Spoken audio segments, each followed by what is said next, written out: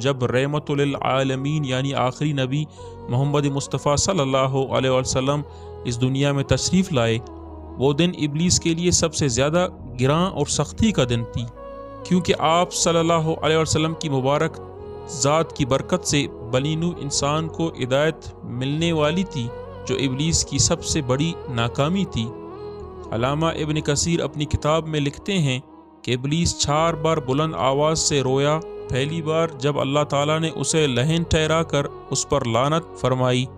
دوسری بار جب اسے آسمان سے زمین پر پھینکا گیا، تیسری بار جب نبی مصطفیٰ صلی اللہ علیہ وسلم کی ولادت ہوئی، اور چوتھی بار جب سورہ فاتحہ کا نزول ہوا۔ ابن ابی عاصم اپنی تفسیر میں حضرت اکرمہ سے روایت کرتے ہیں کہ آپ صلی اللہ علیہ وسلم کی ولادت کی وجہ سے روئے زمین نور سے منور ہو گئی۔ ابلیس نے کہا، آج ایسا